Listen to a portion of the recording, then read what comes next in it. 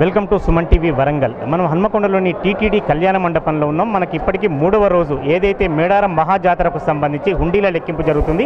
మనం చూడొచ్చు ఇక్కడ దృశ్యాలన్నీ కూడా ఒకవైపు చిల్లర నాణ్యాలు, మరోవైపు ఓడిబియ్యం కావచ్చు, నోట్లు కావచ్చు. దానిలో ఎక్కువగా యుఎస్కు సంబంధించినవి, వివిధ దేశాలకు సంబంధించిన నోట్లు కూడా లెక్క పెడుతున్నారు. ఇక్కడ దేవాదాయ శాఖ డిప్యూటీ కమిషనర్ సునీత మేడం ఉన్నారు. లెక్కింపు ప్రక్రియ కావచ్చు, లెక్కింపు జరుగుతున్న పరిస్థితులను కావచ్చు, ఒకసారి వారిని అడిగి తెలుసుకుందాం. మేడం, ఎట్లా జరుగుతుంది? ఇప్పటివరకు మీరు గమనించిన అంశాలు ఏమిటి? మన మేడారం జాతర హుండీ లెక్కింపు ఈరోజు 3వ రోజు అండి. 3వ రోజు కూడా కొనసాగుతుంది. ఇప్పటి వరకు ప్రశాంతంగా జరిగింది. మనం దాదాపుగా ఇప్పటి వరకు 6 కోట్ల వరకు ఆదాయం కూడా రావడం జరిగింది. ఈ కౌంటింగ్ 6 కోట్ల వరకు, ఈ కౌంటింగ్ ఇంకొక 1 వీక్ వరకు కూడా కొనసాగే అవకాశం ఉంది. దీనికి సంబంధించి కూడా ఏర్పాట్లన్నీ కంప్లీట్ అయ్యాయి. ప్రశాంతంగా జరుగుతుంది. సేవా సమితి వాళ్ళు కూడా స్వచ్ఛందంగా పాల్గొంటున్నారు. నిరంతరంగా జరుగుతుంది. సండే అటువంటిది ఏం లేదు. సండే అలాంటి బ్రేక్ ఏం లేదు. కంటిన్యూస్గా జరుగుతుంది. ఇప్పుడు దేవాదాయ శాఖ ఉద్యోగులు ఎంతమంది మేడం? సేవికలు ఎంతమంది ఉన్నారు? మిగతా సిబ్బంది ఎంతమంది ఉన్నారు?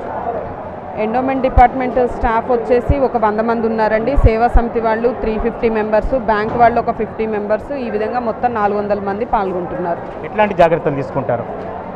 మనం 23 సీసీ కెమెరాస్ ఏర్పాటు చేసుకోవడం జరిగింది. అదేవిధంగా 24/7 మనకి పోలీస్ వాళ్ళ బందోబస్తు కూడా ఉందండి. ప్రతిదీ కూడాను అందరము, మా సూపర్వైజింగ్ ఆఫీసరు ఉన్నారు కృష్ణప్రసాద్ గారు సార్, వారు కూడాను అన్ని రెగ్యులర్గా మానిటర్ చేయడం, మేము అందరము ఉండి మా పర్యవేక్షణలో సర్వేలెన్స్లో నడుస్తుంది. ఏ ఏడాదైనా కూడా నోట్ల లెక్కింపు అనేది జరుగుతుంది. నోట్లతో పాటు వివిధ రకాల వస్తువులు, బంగారం, ఇవన్నీ కూడా ఎట్లా ప్రక్రియను వేరు చేస్తారు మేడం? నోట్లతో పాటు మనకు కాయిన్స్, రైస్, అదేవిధంగా కొబ్బరి కుడుకలు, బట్టలు, ఇవన్నీ శారీస్, ఇవన్నీ కూడా రావడం జరుగుతుంది. వాటన్నిటిని కూడాను మనము మాన్యువల్గా సపరేట్ చేసి వాటికి కౌంట్ చేస్తాము. క్యాష్ కౌంట్ చేసి బ్యాంక్ వాళ్ళకి, కాయిన్స్ కూడాను అట్లాగే సపరేట్ చేసి, కాయిన్స్, గోల్డ్, సిల్వర్ వస్తుంది, వాటన్నిటిని కూడా సపరేట్ చేయడం జరుగుతుంది. అంటే ఫస్ట్ నోట్లను స్టార్ట్ చేస్తారా? మిగతా ఆభరణాలను కూడా స్టార్టింగ్ నుంచే ఉంటుందా లెక్కింపు? ఫస్ట్ నోట్లు చేస్తామండి. తర్వాత రైస్, కాయిన్స్, జ్యువెలరీ అవన్నీ సపరేట్ అయిన తర్వాత వాటికి లెక్కిస్తాం. ఇప్పుడు నిన్నటి వరకే 6 కోట్లు దాటిందంటే లాస్ట్ ఇయర్ 8 కోట్ల పైగా వచ్చింది ఆదాయం. దీని ప్రకారం ఎక్కువ అవుతుందని ఆశించవచ్చా? ప్రతి లాస్ట్ జాతర కంటే ఎక్కువ ఆదాయం వస్తుందని ఆశిస్తున్నాం. రోజులు కూడా లాస్ట్ ఇయర్ కంటే ఎక్కువ రోజులు పట్టే అవకాశం ఉంది. ఇది మనం ఒకసారి చూడొచ్చు. ప్రారంభంలో నోట్లు, దానికి సంబంధించి అంటే ఆసక్తికరమైన విషయం ఏమిటంటే, మనం ఇప్పుడు కొన్ని విజువల్లో కూడా మనం నోట్లు చూసాము. చాలామంది కూడా ప్రేమకు సంబంధించినవి, తమ ప్రేమను గెలుపొందాలంటే సమ్మక్క సారలమ్మ తల్లి దగ్గరికి చాలామంది వస్తుంటారు. అనేక మంది కూడా దానిలో తమకు రక్షించమని కావచ్చు, తమ కుటుంబాన్ని చల్లగా చూడమని కావచ్చు, తమ కుటుంబాన్ని కాపాడమని కావచ్చు, కొంతమంది ప్రధానంగా అంటే యువత కావచ్చు, లేకపోతే ప్రేమికులకు సంబంధించింది కావచ్చు, వారిని కోరుకోవడం అంటే ఆ ప్రేమను గెలిపించమని సమ్మక్క సారలమ్మ. చాలా వరకు తల్లిదండ్రులకు సంబంధించి కూడా ఒక తల్లి కూడా ఆవేదనతో, మరి ఆ తల్లి ఎటువంటి పరిస్థితిలో ఉందో మనకు తెలియదు. నిన్న ఇవాళ కూడా మనం చూసాం, చాలామంది ఉత్తరాలు కూడా దానిలో కనిపించాయి.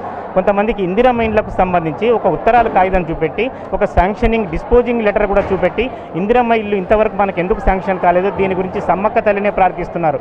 అంటే అధికారులు, నాయకుల శరణు కోడినా, వారిని వెంట తిరిగినా కూడా ఇప్పటివరకు పరిష్కారం కాలేదు. కాబట్టి సమ్మక్క తల్లి, సారలమ్మ తల్లి మాత్రమే దీవించాలి, వారి అనుగ్రహం మాత్రమే ఉండాలని కోరుకున్నారు.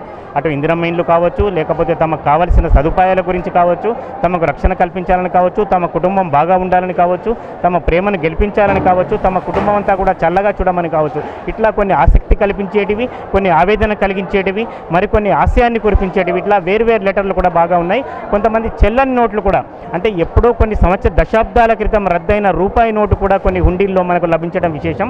తర్వాత అట్లాగే 2000 నోటు కావచ్చు, రద్దయిన నోట్లు కూడా కనిపిస్తున్నాయి. ఇప్పటికీ ప్రత్యక్షంగా చలామణిలో ఉన్న నోట్లు కనిపిస్తున్నాయి. తర్వాత US డాలర్లు చాలా వరకు పెద్ద ఎత్తున ఉన్నాయి.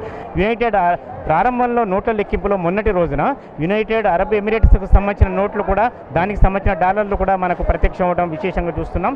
చాలామంది కూడా అంటే వీళ్ళంతా కూడా సేవికల నుంచి వచ్చారు. దాదాపు 300 మంది, 100 మంది దేవాదాయ శాఖ సిబ్బంది, రాష్ట్ర వ్యాప్తంగా ఇప్పటికీ అనుభవం ఉన్న వాళ్ళంతా కూడా ఈ లెక్కింపులో పాల్గొంటున్నారు.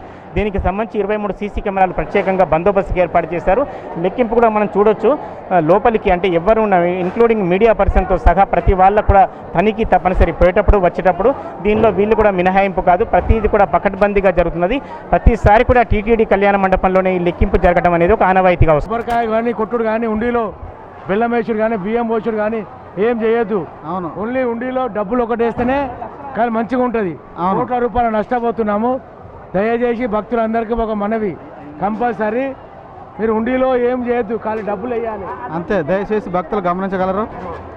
దయచేసి ఉండిలో వాటర్ కానీ కొబ్బరి చిప్పలు కానీ ఏం వేయొద్దు, రైస్ కానీ ఆయిల్ కానీ ఇలాంటివి ఏమి వేయొద్దు. నోట్లు పూర్తిగా డ్యామేజ్ అవుతున్నాయి.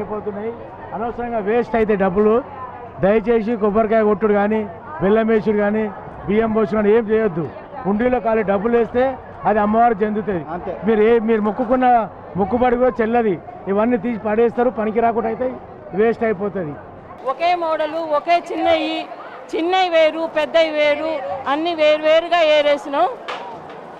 భగవంతుడు మాకు అన్ని అందాల అందుబాటులో ఉండాలి, మంచి మాకు దీవెనలు రావాలి, చేసేందుకు ఆరోగ్యం బాగుండాలని కోరుకుంటున్నాం.